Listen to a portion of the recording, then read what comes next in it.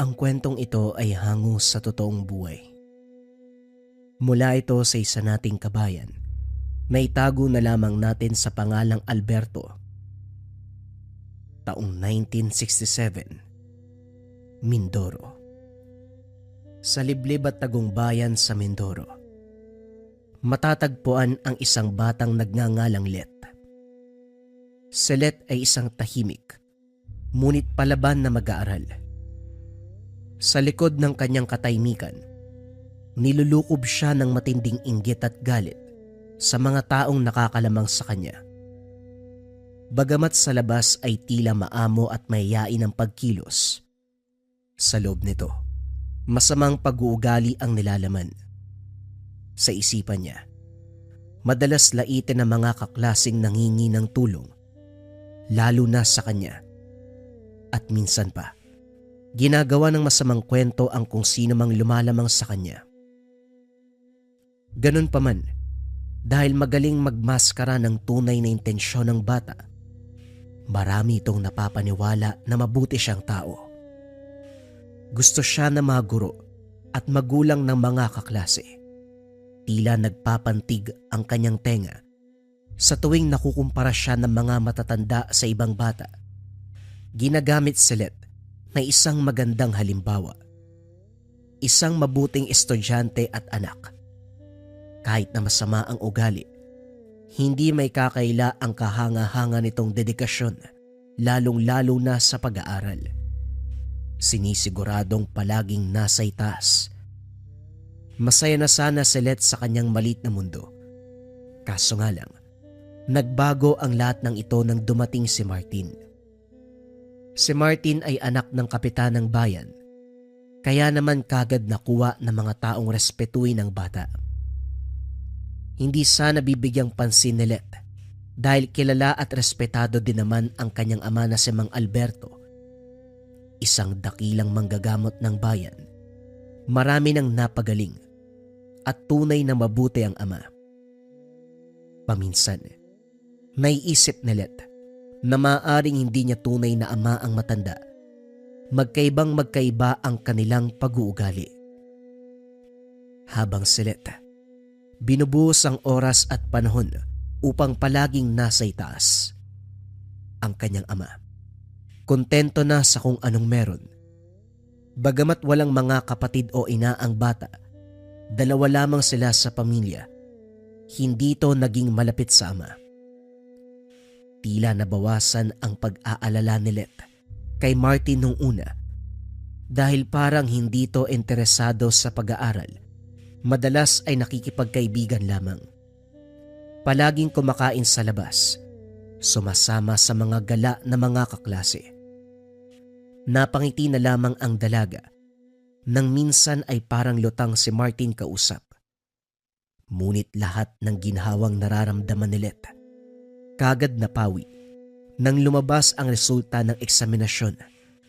Kahit hindi makikitang nag-aaral si Martin na bago lang sa bayan, ito ang tumalo sa kanya. Hindi ito matanggap na sa ilang taon ay unang beses siyang maging ikalawa sa ranggo.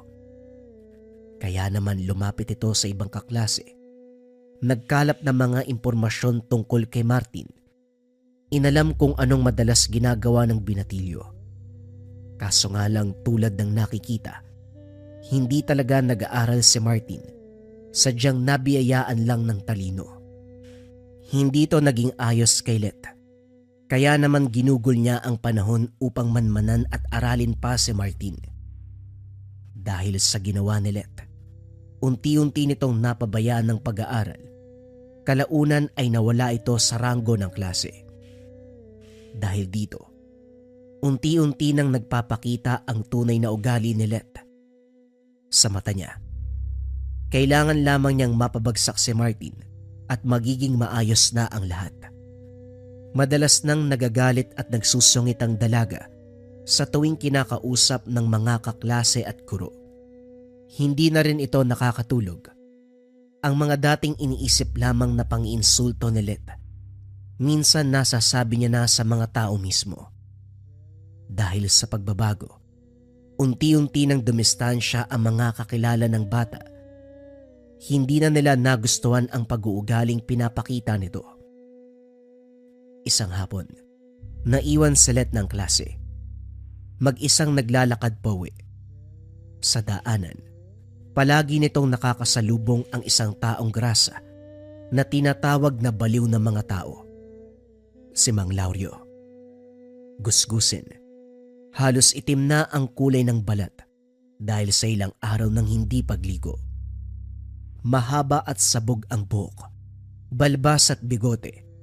Pero higit sa lahat, medyo nakakatakot ang itsura dahil bukod sa kulang-kulang ang ngipin, palagi itong nakangiti na tila may binabalak na masama.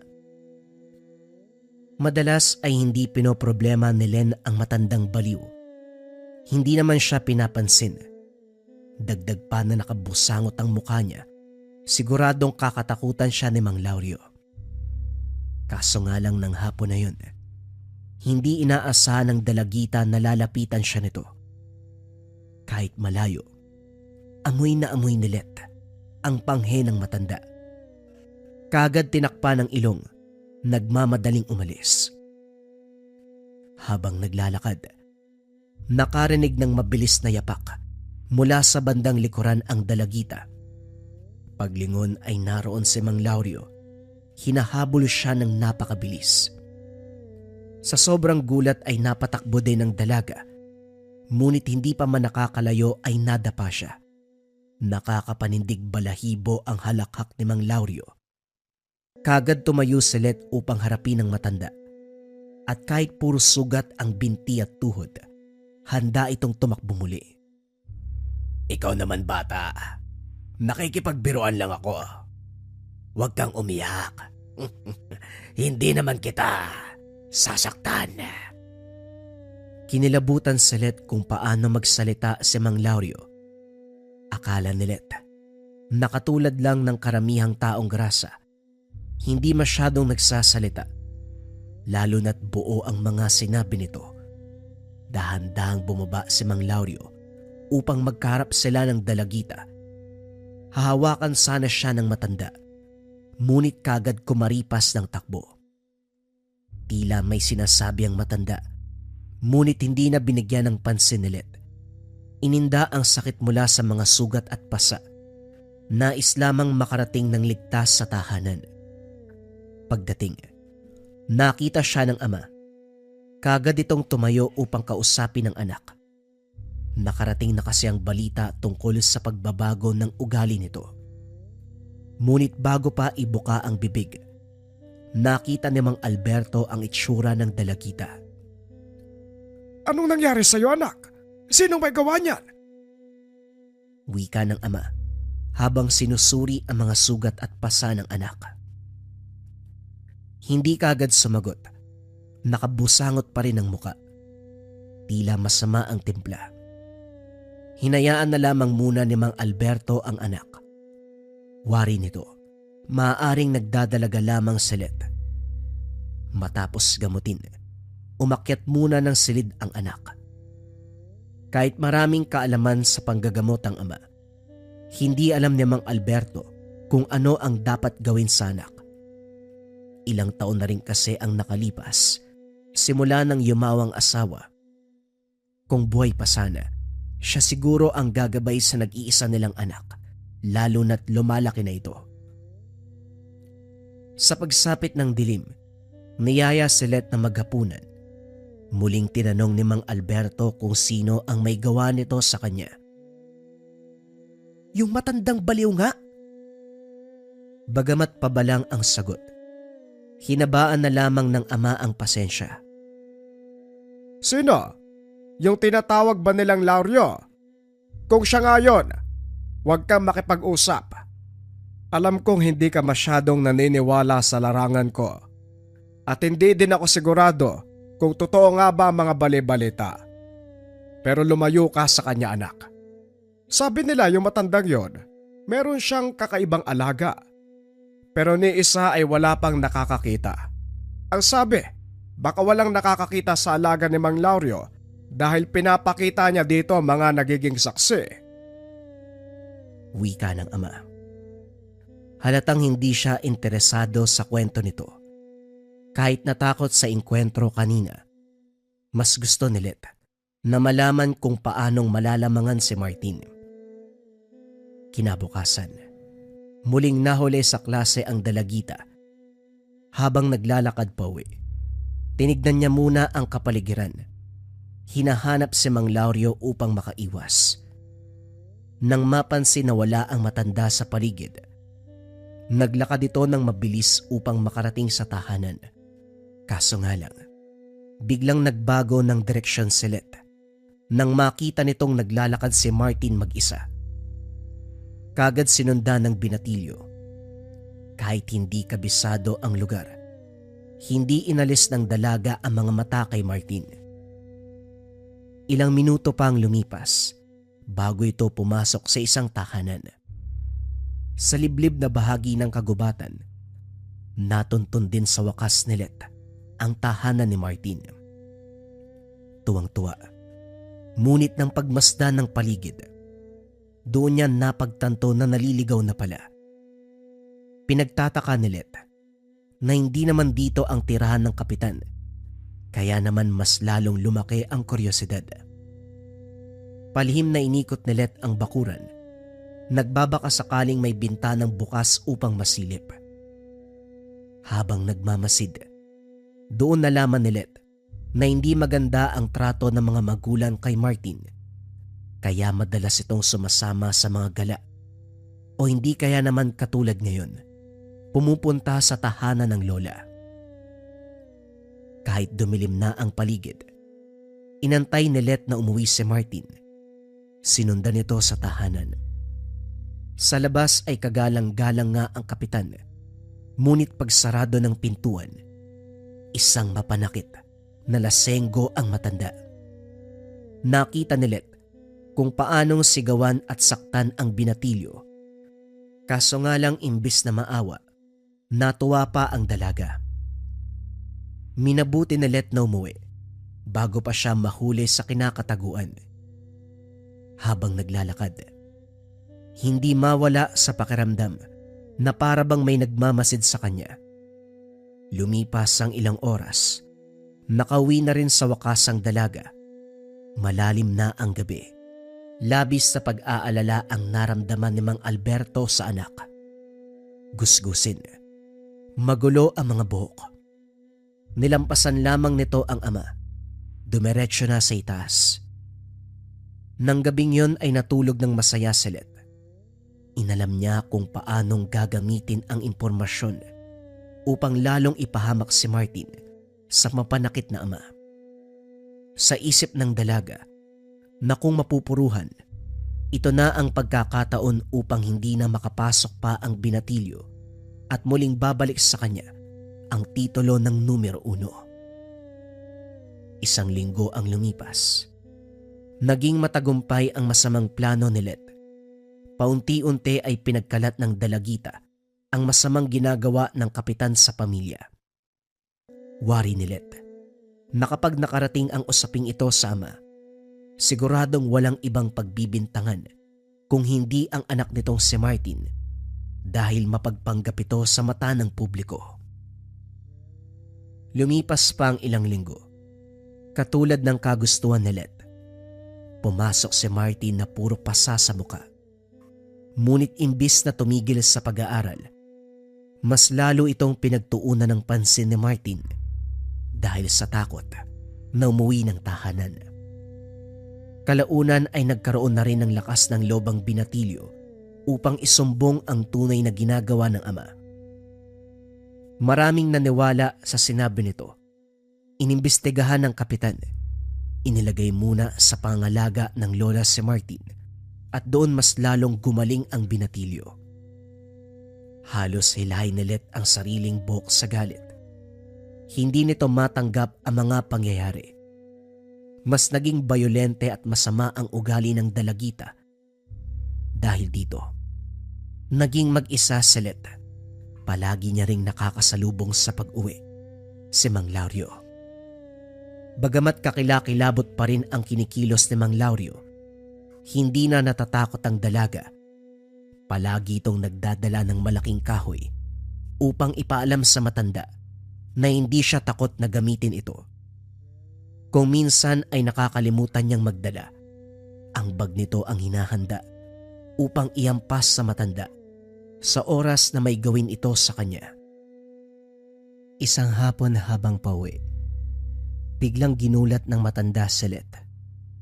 Sobrang nagulantang ang dalagita habang si Mang Laurio ay tawa ng tawa. Kagad inilabas ni Let ang bato sa loob ng bag. Paulit-ulit na hinampas ang matanda. Ulo kagad ang pinunterya ng dalagita. Nagulat si Mang Laurio sa inasal nito. Ngunit dahil mas matangkad, kalaunan ay nakaiwas sa gupit ni Let. Duguan na si Mang Laurio. Nagbanta pa ang dalaga na sa susunod na lalapitan o kakausapin siya nito, tatapusin niya ang buhay ng pulubi. Naglakad na paalis si Let at hindi na lumingon pa. Nanlilisik ang mga mata ng matanda habang nakatitig ng masama sa dalagita. Inilabas ng matanda ang isang berdeng kwintas. Tila umiilaw ang bato nito. Bumulong ng orasyon at sinabi, Mukhang oras na para kumain. Kinabukasan, may nahong nag-antay ang matanda kung saan palaging dumadaan si Let. Iya, may sasabihin ako sa'yo. Sigaw ng matanda, ngunit binilisan lamang ni Let ang paglalakad. Alam ko kung paanong mawawala ang kalaban mo. Napangiti na lamang ang matanda nang tumigil sa paglalakad ang dalaga, kahit hindi nito alam kung sino o kung ano ang istorya ni Let. Sapat na ang sinabi ng bato sa kanya. Itim na ang puso ng dalagita, punong-puno ng galit at inggit. Dumagdag pa ang pagiging bayolente na siya mismo ang nakasaksi. Anong ibig mong sabihin? Pakiramdam ko, may humaharang sa mga hangad mo. Paano kung sabihin ko sa'yo, kaya kitang tulungan? Wika ng matanda habang nakangiti. Kitang-kita ang napakadumi at dilaw na mga ngipin. Bukod pa rito, napansin din ni Let na medyo mahaba at matalas ang ngipin ng matanda. Gayunpaman, mas interesado si Let na malaman kung ano ang tulong na sinasabi ni Mang Laurio. Balita ko nga, may alaga ka eh. Tama ka dyan, Iya. At syempre, kailangan kumain ng ating mga alaga. Kung gusto mo magtulungan tayo. Paano? Ipakain natin sa alaga ko kung sino man ang kinaiinisan mo para pareho tayong masaya. At ano namang kapalit? Hindi ka ba nakikinig, Iya? Kakain ng alaga ko.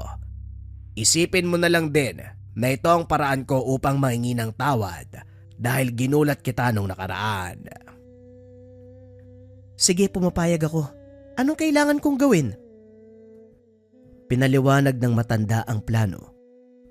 Umuwi na si Let nang matapos ang pag-uusap. Habang papalayo, abot tenga ang ngiti ng matandang baliw. Sigurado akong mabubusog talaga ang alaga ko nito.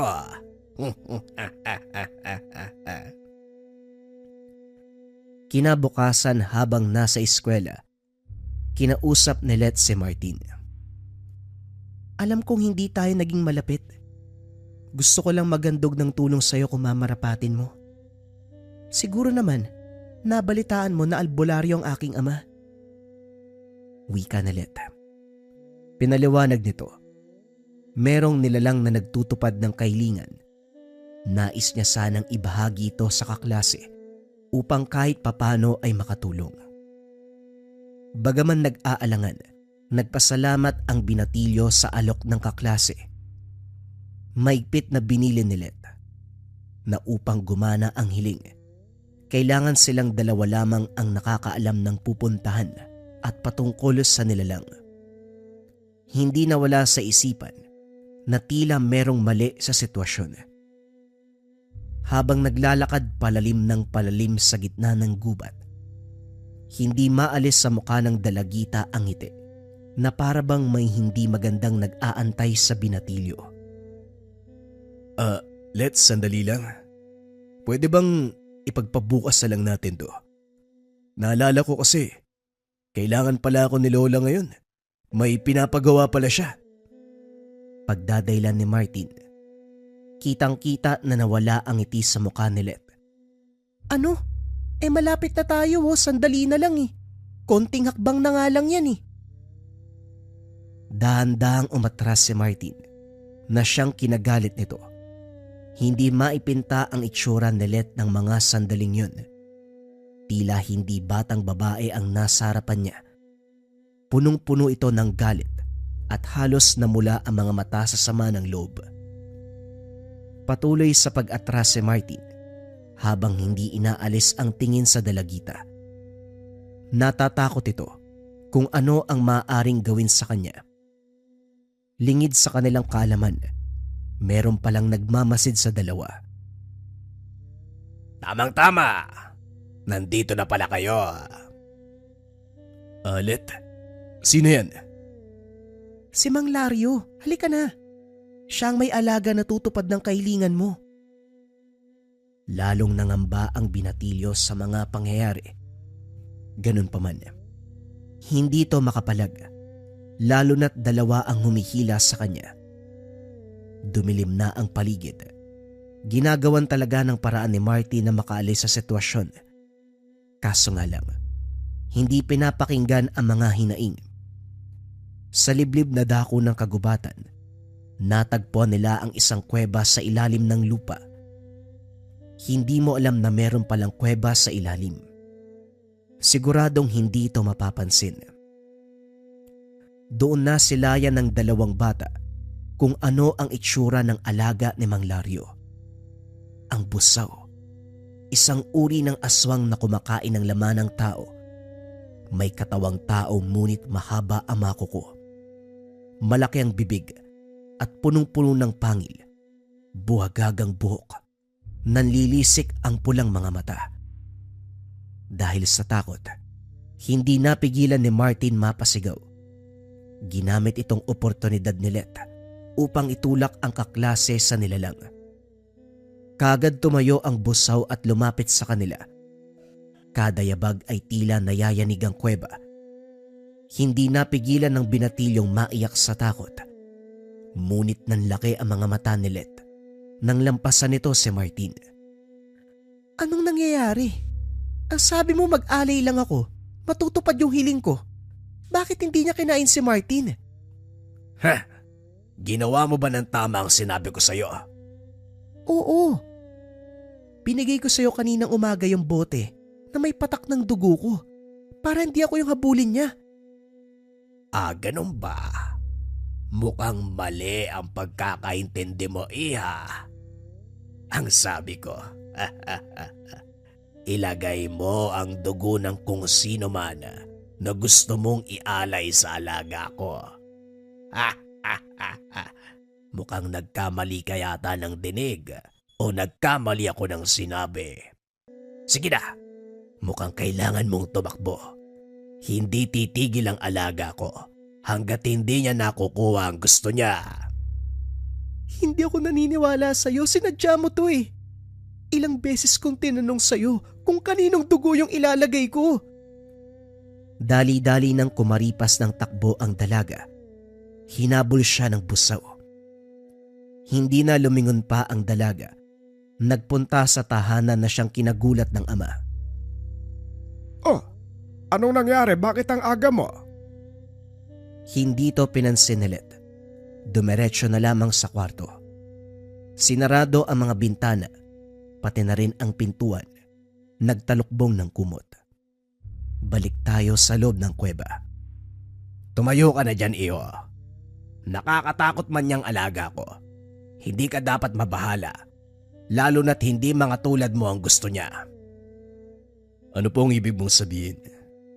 Hindi ordinaryong busaw ang aking alaga, iyo. Mapili siya sa kinakain. Sa tinagal-tagal kong kasama ang alaga, Napansin namin, mas nasasarapan siya sa taong may timang puso. Mas malasa daw ito. May pagkamaanghang. Kaya umuwi ka na. Siguraduhin mong hindi pagsasabi kahit kaninong nakita mo. Lalo na kung ayaw mong ikaw ang sumunod. Sumang-ayon ang binatilyo. Ligtas itong nakauwi. Nang gabing yun, umalis na ng kuweba ang matanda. Sa anino nito nagtago ang alaga. Ilang beses kinakatok ng ama si Let, ngunit nagmatigas ito. Ano ba kasing problema? Dalawa na nga lang tayo sa buhay, Let. Bakit hindi mo pa kaya magtapat sa akin? Dahan-dahang binuksan ni Let ang pintuan. Namamaga ang mga mata. Nagsumbong na si Let sa kaganapan. Hindi makapaniwala si Mang Alberto na magagawa ito ng kanyang anak. Gayunpaman, gagawin niya ang lahat ng makakaya upang protektahan ito. Ibinahagi ng dalaga ang bawat detalye patungkol sa nilalang, pati na rin sa matandang pulubi. Ngunit hindi nito sinabi ang patungkol kay Martin. Dahil dito, nagkaroon ng ideya ang ama kung paanong papaslangin ang nilalang. Inilabas nito ang tangang anting-anting kasama ang mutya ng gabi. Ito ay bato mula sa pusod ng dagat na kayang magpahina ng nilalang sa gabi. Inilagay niya ang anak sa bilog na gawa sa asin. Sinabihan nito na huwag aalis. Pagbukas ni Mang Alberto ng pintuan, hindi na pala nito kailangang lumayo dahil mismong ang kalaban na ang nagdala sa nilalang. Nanlaki mga mata ni Mang Lario nang mapagtantong anak pala ng kilalang albularyo ang batang gustong patayin. Gayunpaman, nangako na ito sa alagang kakain at yon ang gagawin nila. Alam mo naman siguro ang ginawa ng unika iya mo. Hahayaan mo bang madumihan ang pangalan na inalagaan mo sa loob ng ilang taon dahil lang sa kasamaan ng iyong anak? Bata pa ang anak ko at marahil naninibago lang siya. Hindi pa niya lubos na iintindihan ang tama't sa mali. Huwag ka magpatawa. Hindi na bata ang anak mo. Alam nating dalawa na alam niya kung ano ang tama't mali. Sadyang hindi lang mabuting tao ang anak mo. Kaya mas mabuti pang ibigay mo siya sa amin. Hindi na nagsalita pa si Mang Alberto. Hinanda niya ang mutya. Itak. Sinarado ang pintuan ng tahanan. Sa bakuran na napapaligiran ng mga halaman at puno, doon unti-unting umangat ang anino ni Mang Lario. Hindi pa man tunay na nakita ni Mang Alberto ang nilalang. Kagad itong sumugod. Bagamat hindi malaki, tila napakabigat ng nilalang dahil kada yabag ay yumayanig ang lupa. Isang hampas pa lang, kagad napapatras si Mang Alberto. Isang napakatalim na kuko ang pumaibabaw sa ama, ngunit kagad itong nasangga ng kanyang itak.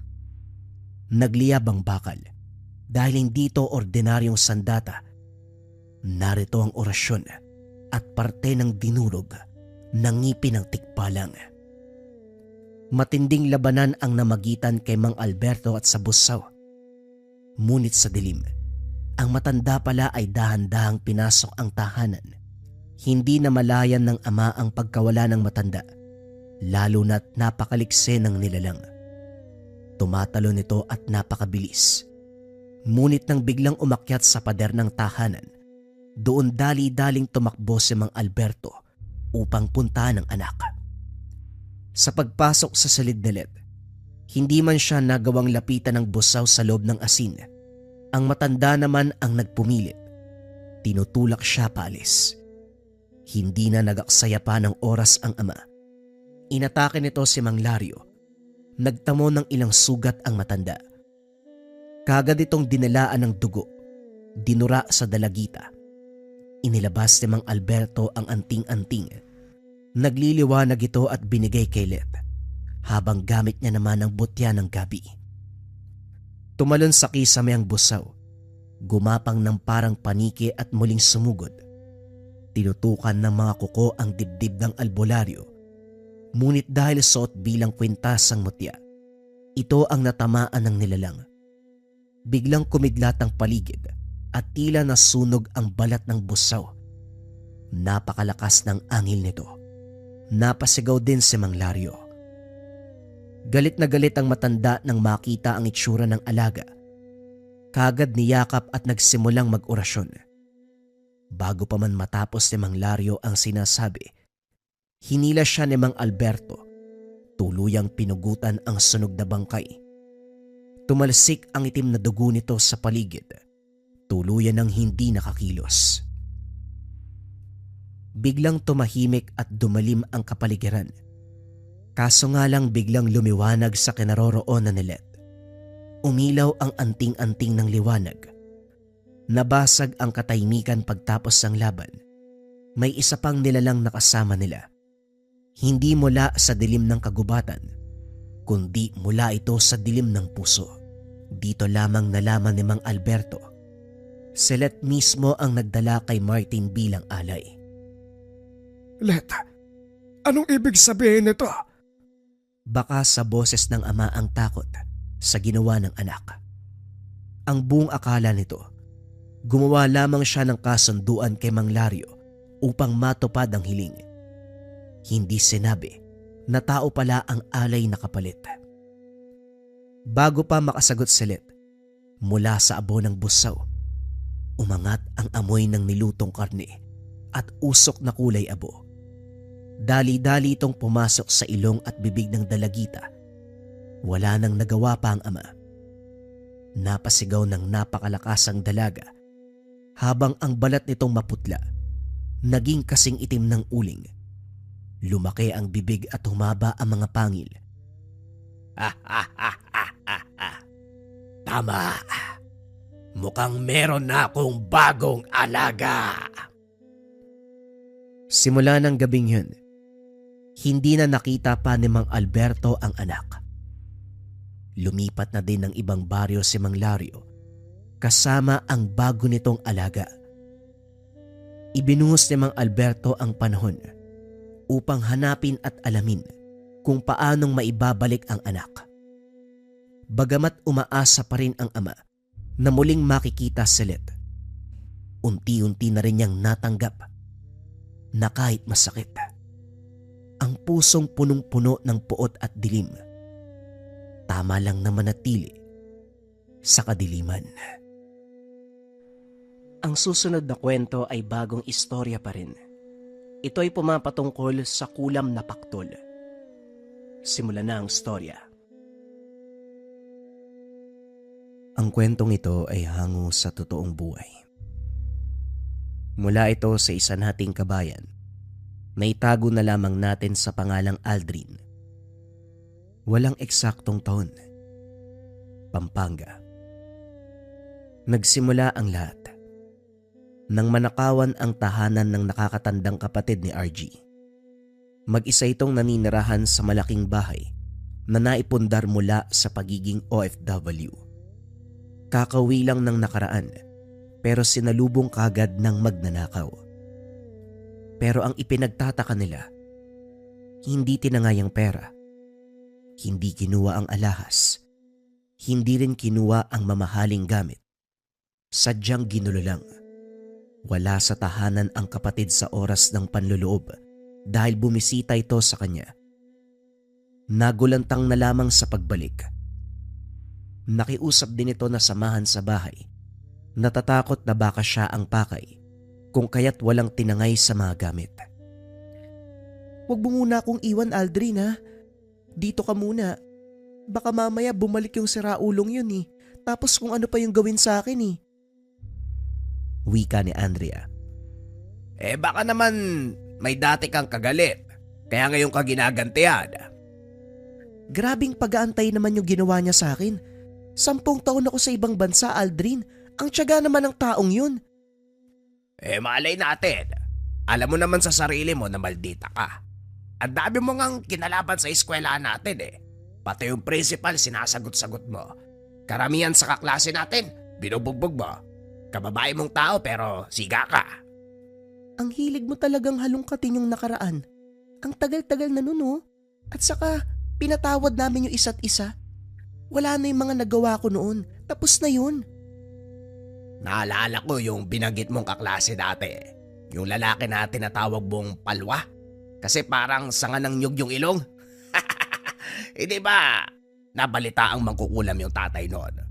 Baka hanggang ngayon, nagtanim ng galit sa'yo. O tapos ginulo yung bahay ko.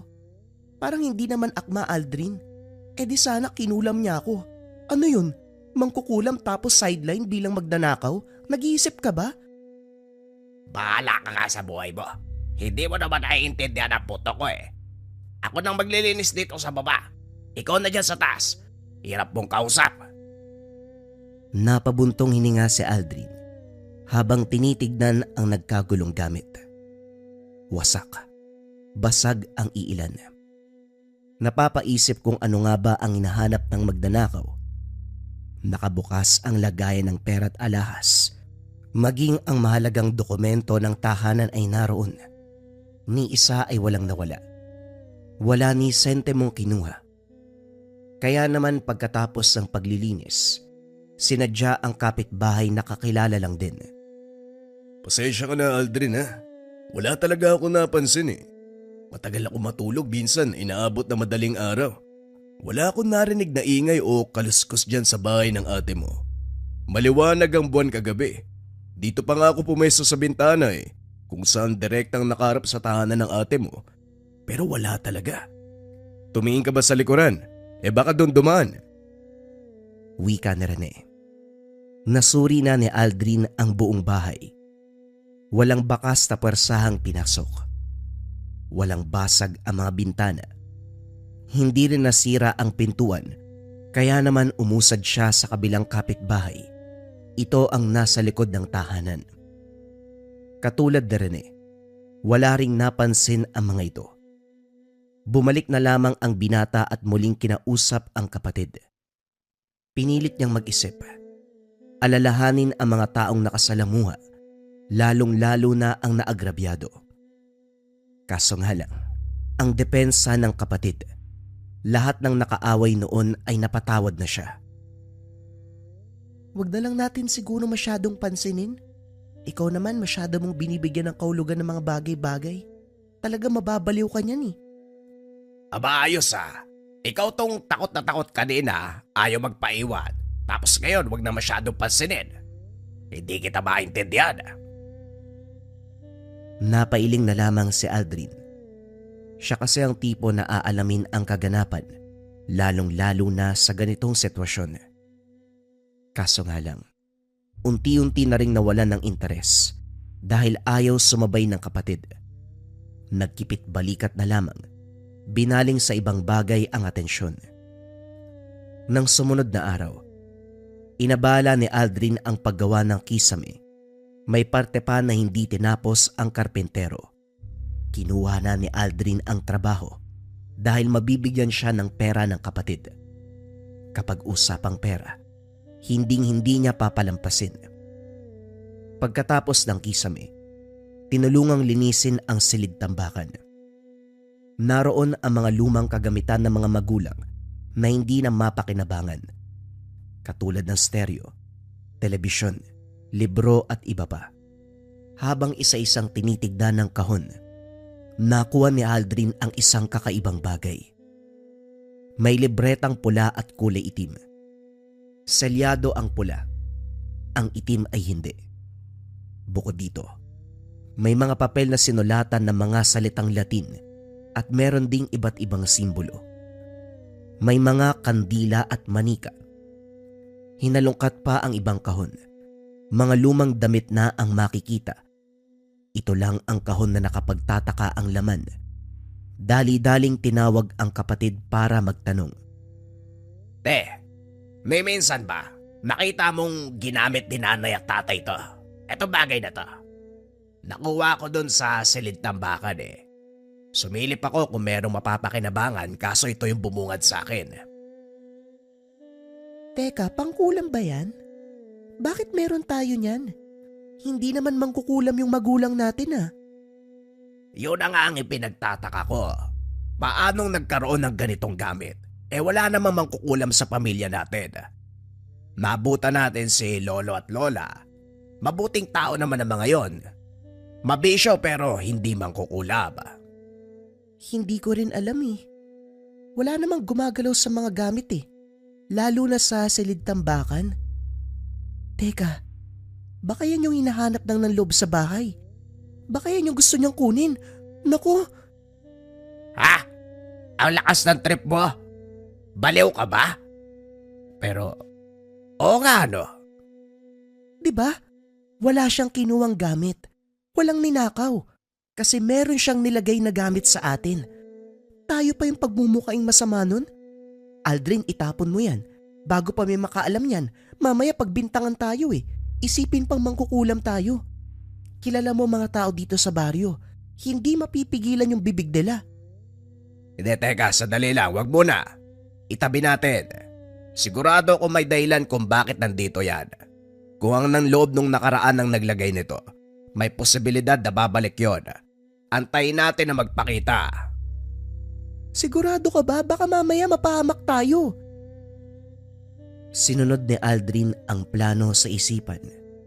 Itinago ang gamit. Nagtanong-tanong na rin siya sa kakilalang albularyo tungkol sa ganitong bagay. Hindi muna binanggit na merong gamit sa kanila. Nag-usisa lang kung paanong gagana ang ganitong klase ng kasamaan. Marami siyang natutunan. Bigla ring nagbago ang usapan nang mabanggit ang pangloloob sa tahanan. Kagad nagbigay ng opinyon ang albularyo. Binalaan din siya. Bantayang maigi ang kapatid dahil masama ang kutob. Total na pag-usapan na natin ang kulam at kamakailan lang may nanloob sa tahanan ng kapatid mo. Walang kinuhang gamit, hindi ba? Walang nakakaalam kung ano ang ginawa ng taong yon. Sa akin lang, baka may gamit na sinadyang kuhain para sa isang mahalagang bagay. Pwedeng hindi kagamitan sa tahanan. Sinong nakakaalam, hindi ba? Malay mo, personal na gamit ng ate mo. Sabihin nating damit, hibla ng buhok, o kung ano pa na pwedeng gamiting orasyon, lalo-lalo na kung pumapatungkol sa kaliwa. Napakunot ang noo ni Aldrin. Sa puntong ito ay kinakabahan. Damit? Kuko? Buhok? Teka, may gustong mangulam kay ate? Hindi ko masasabi ang bagay na yan kasi hindi ko alam kung anong kinuha ng nanloob. Baka malay mo baliw lang talaga. Nakapasok ng tahanan kaya ginulo yung mga gamit mo. Kaya nga ang unang payo ko sa'yo, bantayan mong maigi ang kapatid mo. Kung sakaling may mapansin kang kakaiba, huwag kang magdadalawang isip na bumalik dito. Nakahanda naman akong tumulong eh. Natahimik si Aldrin. Napanatag na sana nang mapagpasyahan na wag nang pansinin ang nangyaring pangloloob. Pero muling nabulabog. Nang matuklasan ang gamit ng pangkukulam, idagdag pa ang mga impormasyon na nakuha sa albularyo. Hindi maiwasang baliwalain ang sinabi nito dahil mataas ang kaalaman ng matanda sa ganitong bagay. Kaya naman pag-uwi ng tahanan, kagad hinanap ang kapatid. Inusisa kung meron bang kakaibang nararamdaman. Nakulitan ng kapatid dahil palaging nakabuntot ang binata saan man ito magpunta. Oras-oras nagtatanong tungkol sa pakiramdam. Kapag naman magrereklamo na masakit ang ulo, kagad minumungkahi na magpasuri sa albularyo. Ano bang akala mo sa akin na engkanto? Na maligno? Albularyo ka ng albularyo eh. Sa kilos mong yan, sa ating dalawa ikaw pa'y mas nangangailangang ipatingin sa albularyo. Baka ikaw tong naengkanto eh. Gusto ko lang naman na maging maayos ka. Tayo na nga lang yun nandito oh. Naku, tigil-tigilan mo ko ha. Napapasobra yung pag-aalala mo. Umabot pa sa albularyo. Nakakatakot ka mag-alala, Aldrin. Kinikilabutan ako nang wala sa oras eh. May lagnat, sinipon lang, inubo albularyo ka agad. Sus Mariosep naman. Napakamot ng ulo si Aldrin. Ngayon lang din napagtanto. Napapasobra na sa pag-aalala. Kaunting bahing ni Andrea, albularyo ang bukang bibig. Dahil dito, tinuruan ang sariling kumalma. Huwag mag-isip ng kung ano-ano. Sa paglipas pa ng mga araw ay walang nangyari. Nakalimutan ni Aldrin ang tungkol dito dahil sa dami ng inasikaso. Si Andrea naman, naging abala sa tinayong tindahan. Habang nakatutok sa kani-kanilang pinagkakaabalahan, hindi na pagtuunan ng pansin ang senyales ng kulam. Unti-unting bumagsak ang kalusugan ni Andrea. Makailang beses nagpasuri sa doktor. Labas-pasok sa ospital. Inubos ng mamahaling gamot ang pera. Ayon sa pagsusuri, kanser ang sakit. Umabot pa sa puntong sisihan. Nakiusap si Andrea na manatili muna si Aldrin upang merong katuwang sa tindahan. Ang binata naman nawala sa pagtitinda ang hilig. Namasukan bilang factory worker sa ibang bayan. Malaki ang tindahan ng kapatid. Hanggang gabi ang bentahan dahil nalalagay sa lungsod kung saan maraming tao. May naglalaki ang gusali sa paligid, parke, at mga lugar na nagbubukas lamang tuwing gabi. Ang mga trabahador sa tindahan bumibili. Nasasayangan sa kikitain, kung kaya't tiniis ang antok, pagod at puyat. Sa dami ng pera mo, hindi ka man lang nakaisip na magsuhol ng katulong. Talagang inako mo ang lahat, no? Ikaw rin kasi ate, hindi ka nagsabi kaagad. Meron ka na palang sakit noon, hindi mo sinabi sa akin. Kaya nga hindi na ako pinabalik ng amo ko dahil sa kondisyon ko. Ikaw naman kasi, sabi ko sa tindahan ka nalang mamasukan, nag-iinarte ka pa. Sasahuran naman kita ng tama Ay sus naman talaga, oo. Sa sobrang paghabol mo sa pera, pinabayaan mo ang sarili mo. Ate naman, sana man lang naisip mong magpahinga, puro ka trabaho. Ano nangyari sa'yo ngayon? Pinatawag kita para bantayan ako dahil nangihina, hindi para sermonan mo. Hindi ako mamamatay sa sakit Mamamatay ako sa kakadakdak mo Tumahimik na si Aldrin at hindi na kumibo. Sa paglipas ng mga araw, lalong lumala ang kalagayan ni Andrea. Hirap sa pagbangon dahil sa matinding pananakit ng buto. Idagdag pa ang biglaang kakapusan ng hininga. Tuloy-tuloy ang abo. Butot balat na lamang dahil lugaw na lang ang kinakain. Hirap na rin sa pagtulog. Muling pinatingin ni Aldrin ang kapatid, pero wala nang nagawa ang siyensya para isalba ang kondisyon. Muling nagbigay ng reseta, pero hindi nangangahulugang gagaling. Pinapahaba na lamang ang oras.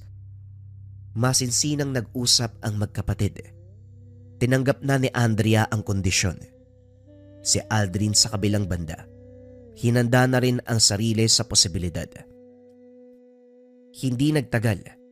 Hindi na kumakain. Hindi na umiinom ng tubig. Hindi na nagsasalita. Nakatulala na lamang. Hanggang sa sunod na napansin, wala na itong buhay. Lumipat na sa tahanan ng kapatid si Aldrin. Ito ang huling hiling bago mamaalam. Habang naglilinis, muling napansin ang kahon na pinagsidlan ng kagamitan sa kulam. Binalot at saka sinunog kasama ang iba pang basura. Sa isip ng binata, walang silbi ang pagtatago ng bagay mula sa panig ng kaliwa. Hindi na rin sumagi ang planong paghihintay na makabalik kung sino man ang nag-iwan nito.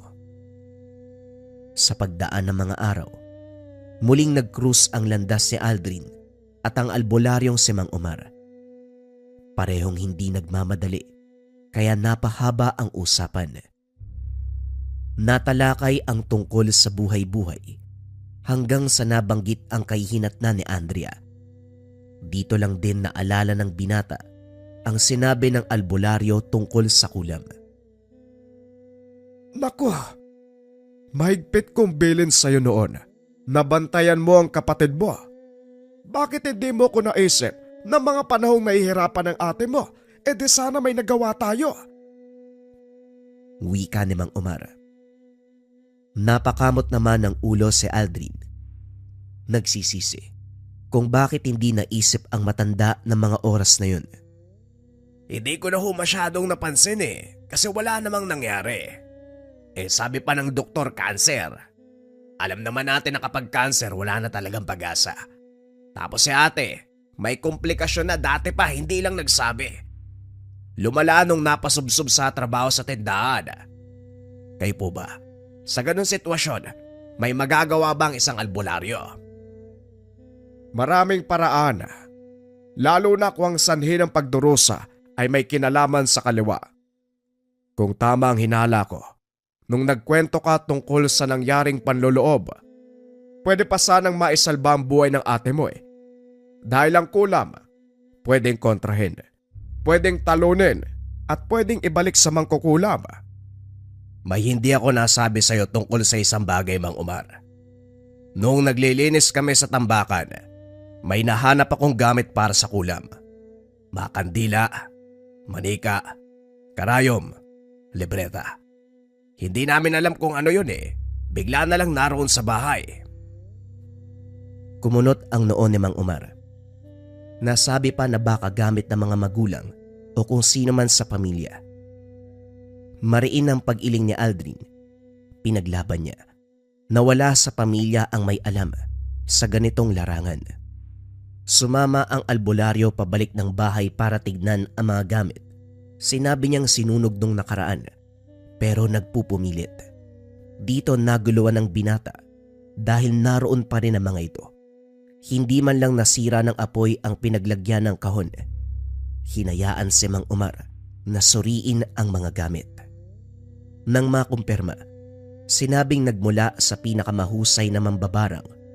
May bakas pa ito ng bisa kahit matagal nang hindi ginalaw.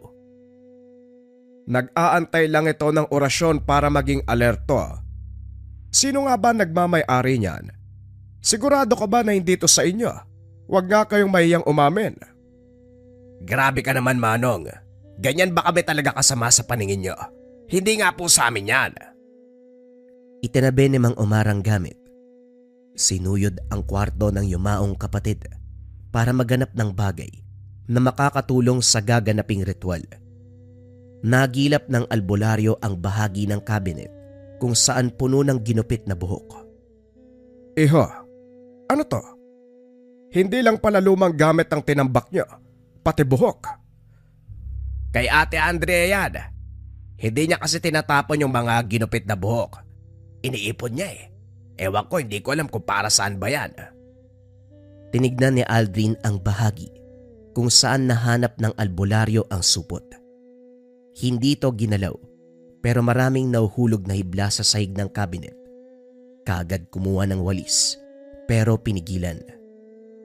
Nasagot na natin ang panloloob. Hibla ng buhok ang pakay ng taong yon. Upang makumpirma, halika, gagawa tayo ng ritual. Hinayaan ni Aldrin ang matanda. Sa isip niya, walang mawawala kung susubukan. Isa pa, wala nang rason para magpigil dahil sa makabilang buhay na ang kapatid. Sumama siya sa tahanan ni Mang Omar. Naging saksi sa isinasagawang ritual. Nagbuhos ng apog sa palangganang may sagradong tubig. Pinalutang ang hibla ng buhok. Nagsende ng kandila at saka dahan-dahang pinapatak. Hindi nagtagal, nabuo ang hubog ng isang babae. Muling sinambitan ng orasyon, dinama ng albularyo ang nilalabas na enerhiya. Babae, matanda, may ideya ka ba kung sino to? Wala po ako maisip Pero ang dahilan ng kondisyon ni ate, kulam po ba? Walang duda. Ang kumukulam ay isang matandang babae. Alalahanin mo kung sino ang taong ito para mapagbayad natin. Umuwi si Aldrin dala ang isiping ito. Hinalungkat ang mga gamit ng yumaong kapatid. Naganap ng tungkol sa matandang babae. Kaso nga lang, walang makitang magtuturo dito. Nagtanong-tanong sa kapitbahay. Lumapit na kay Rene dahil magkaharap lang ang tahanan nito. Nang alalahanin ang mga sandali, kinumpirmang may matanda na palaging dumaraan. Hihinto ito at saka tititig sa bahay. Hindi nga lang mamukaan dahil may suot na belo sa ulo at malaking payong. Sa tuwing lalapitan ay magmamadali sa pag-alis. Ilang ulit din itong dumaan noong nakabalik na sa bansa si Andrea. Nagtataka din si Rene sa presensya nito dahil may mabigat na pakiramdam. Ilang beses nang dumaan yun dito eh. Hindi ko lang naikwento sa'yo o sa ate mo. Hindi ko kasi maisip kapag nag-uusap tayo eh. Pero bakit mo ba natanong? Hinahanap mo ba yung matandang yun? Oo, may gusto kong itanong eh. Ngayon ko lang kasi nalaman na may kaanak si tatay. Baka siya yon. Wala na raw pamilya kaya naisipan kong kupkupin. Pagsisinungaling ni Aldrin, hindi nag-abala na magsabi ng katotohanan. Nangako ito na kapag makikita ang matanda, sasabihan siya kagad. Binayaran niya pa ito para makasigurado. Bumalik si Aldrin sa tahanan ng albularyo. Naabutan nitong sinusuri ang gamit ng pangkulam. Kinumpirma ang enerhiya sa naramdamang kulam sa yumaong si Andrea. Saktong nagtugma. Kung kaya't malakas ang loob na may kinalaman ang may-ari ng gamit sa sinapit ng dalaga. Kumusta? Meron ka na bang ideya? Hindi ko pa po nakikilala kung sino pero malapit na. May inutusan akong tao. Hindi magtatagal. Mauhuli natin kung sino yon.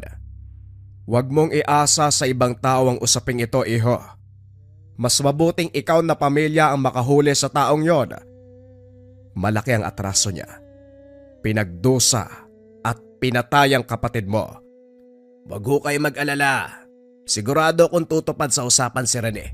Yung pa! Laking rebelde yung taong yun, mukhang pera. Nagpunta lang yun sa lugar natin para magbagong buhay eh. Ikaw ang bahala, pero sana wag matagalan para mapadali ang parusa natin. Hindi bigo si Aldrin sa pagtitiwala kay Rene. Kagad itong nagtimbre nang makita ang matanda. Hinarang at kinumpronta. Ang problema, hindi mamukaan dahil sa puntong ito ay may takip. Balot na balot. Nagdadalawang isip sa paglapit ng mga binata dahil mabigat ang ora nito. Napatras. Nang biglang tumawa, itinutok ang dalang payong sa kanila. Nagtulong-tulong pa kayo para hulihin ako. Matanda, pinagtutulungan. Mga iha, papapiliin ko kayo. Una, hayaan niyo akong makadaan. Hindi kayo masasaktan. Pangalawa, kalabanin niyo ko.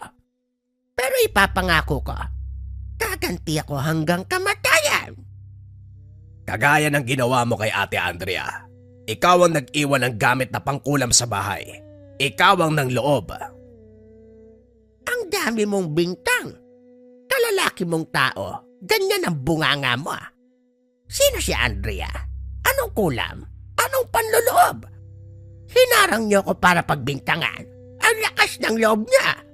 Huwag mo nang ikailatanda. Lumapit ako sa albularyo at ang sabi ni Manong, kinulam ang ate ko. Tugma ang enerhiya ng kulam at gamit. Umaming ka, Ali. Pag-uusapan natin to ng masinsinan. Ay, nako.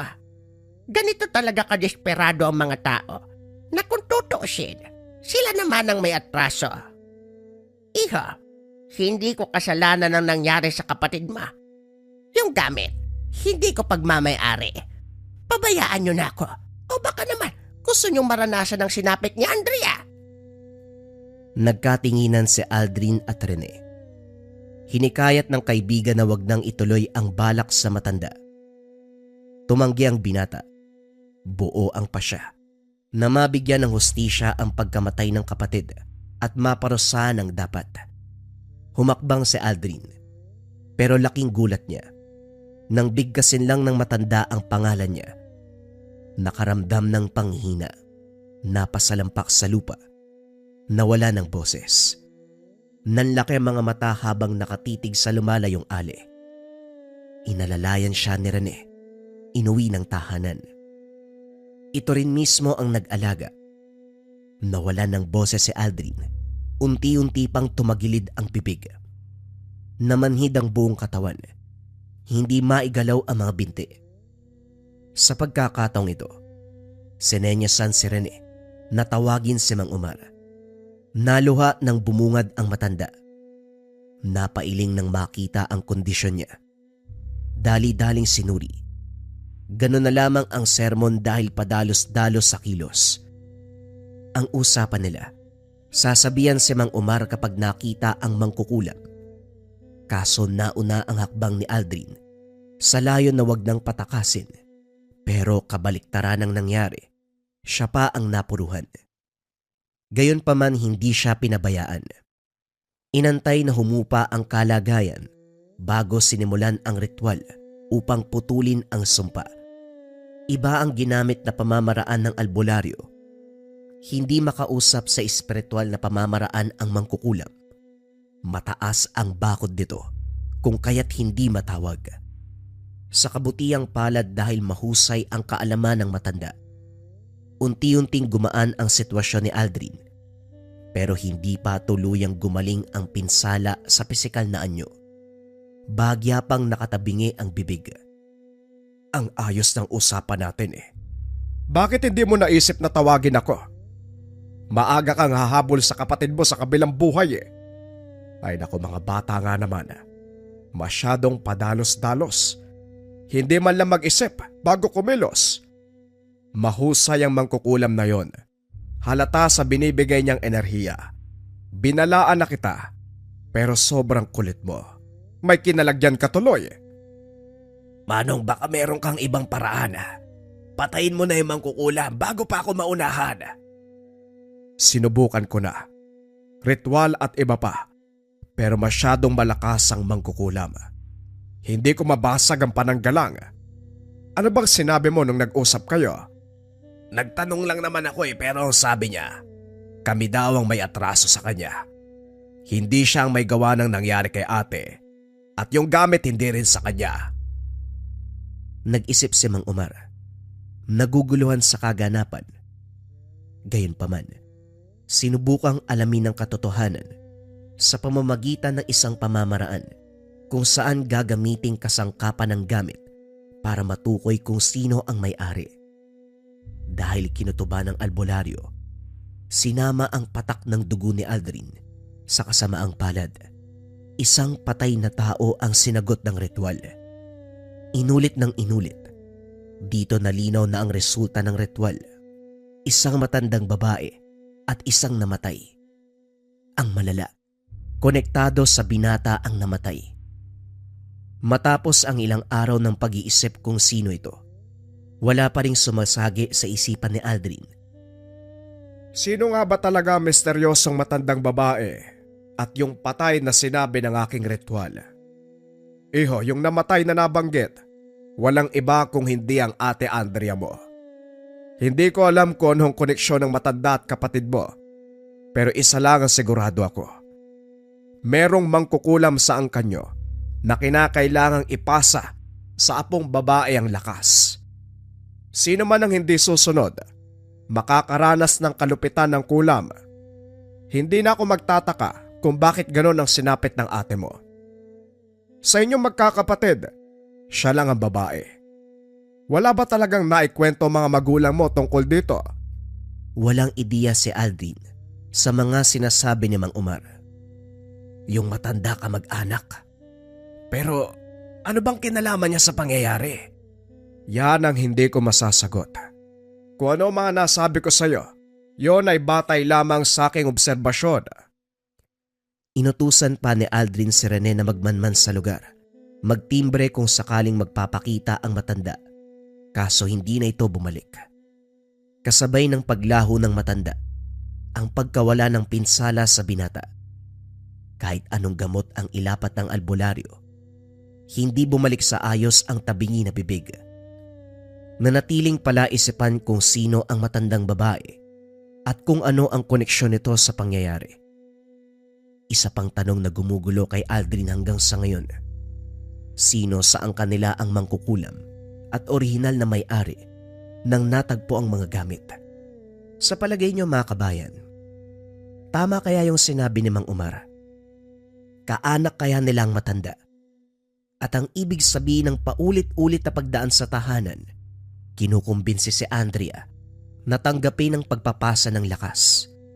At kaya namatay si Andrea dahil hindi niya tinanggap ang kaalaman sa kaliwa. Ano sa palagay niyo mga kabayan? Maligaya kung babasahin ang inyong opinyon sa ating comment section. Dapat hindi ka mabaho. Sa mga kabayan, mag-gym tayo ngayon. Outfit check. Under Armour, tas ito likha na hoodie, tas likha na cap. Pero ang pinakamahalaga kapag nag-gym tayo mga kabayan, dapat hindi ka mabaho. Pakita ko sa inyo mga kabayan yung daily perfume ko mula sa Likha merchandise. Ito, Maharlika Perfume Marilag. Yung amoy nito mga kabayan, sobrang sweet, vanilla, ang bango. Ang sarap-sarap mo lang amuyin. At maganda rin yung pang spray niya. Ayan. Pinapanligo ko to. Kasi bukod sa sobrang bangong scent, kasama din sa ating Maharlika Perfume Marilag, pampaamo. Napakabisang pampaamo niya at panghalina. Yung panghalina mga kabayan, mataas na uri ng pang-attraction siya. Meaning to say, kapag na-attract na ang isang tao at na amoy ka nila, doon sila umaamo mga kabayan. Naranasan nyo na ba minsan na yung kausap nyo sobrang gaan sa pakiramdam kapag nag-uusap kayong dalawa? May mga pagkakataon na yun na inagmumula sa bango ng amoy ng isang tao. Yan ang bisa ng ating Maharlika Perfume. Available to sa Likha merchandise mga kabayan, at yes, may kasama pa rin tong rituals or routines, orasyon at guidelines na pwede nyong gamitin bago nyo i-spray ang perfume. Sa lahat na interesado, isearch nyo lang yung shop ng Likha merchandise.